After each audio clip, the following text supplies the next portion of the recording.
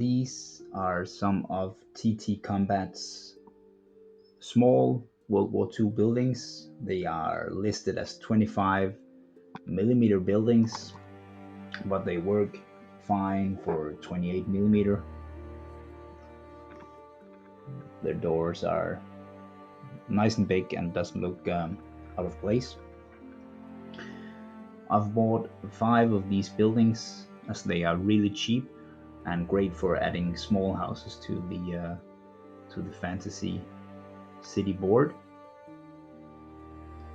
I wanted to buy one of each, but I bought 2 of the same by mistake.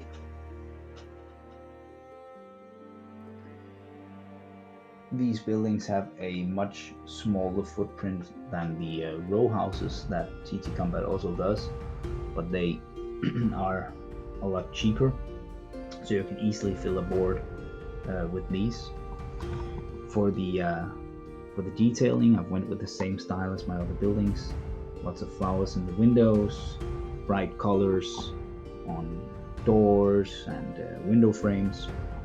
I tried adding different colors to the roof to get a better view from the top. So we have some light brown and dark brown roofs, a red one, and all in all, across the city, I tried to mix the roofs so they are fairly equally mixed with the colors.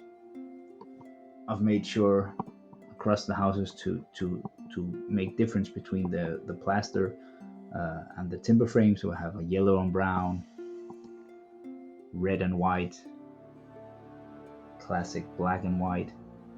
There's a brown and red, and then there is this weird beige color, ochre thing with the brown timber frame. You can see here how my detailing has evolved, building more of these buildings. The one on the right was the first building I did, the proof of concept of how I wanted to upgrade these very undetailed MDF buildings.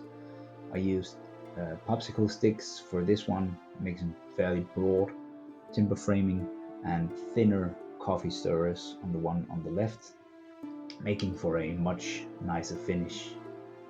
I've added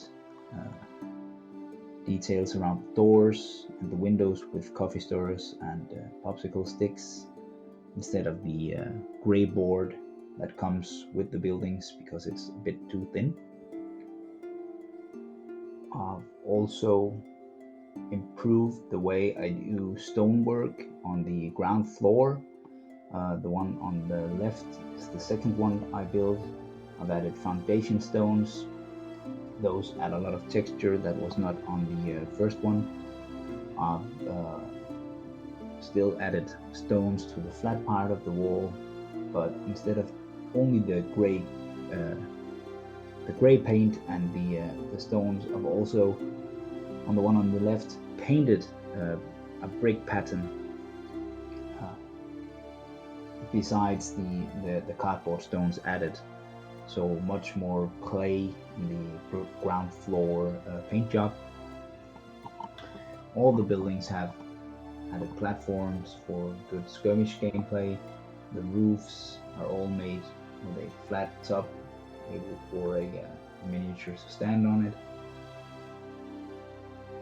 2 of the houses are born with the awnings that comes with the gray cardboard. I've changed that and gone for some patterned fabric instead. It looks more natural. One of these I've turned into a smithy, adding some sign work to it.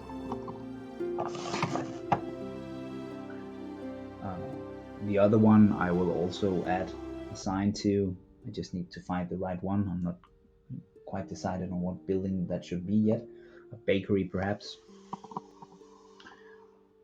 I've tried something new for this one underneath the roof, adding some timber detailing, so you have 3 layers instead of the plaster under the roof. You have the stone ground floor, the timber frame second story, and then the wooden detailing at the top, which works quite well, I think. All in all, these 25mm MDF buildings from TTCombat are very good and well worth the price. The upgrades are simple. You can knock one of these buildings out in an evening, and with fairly cheap materials, you have a much better finish. For this one, I've added a chimney stack from the row houses. That's also a TTCombat kit. They all come with extra, so I've cannibalized them because I really want to have a chimney on all the buildings in the city.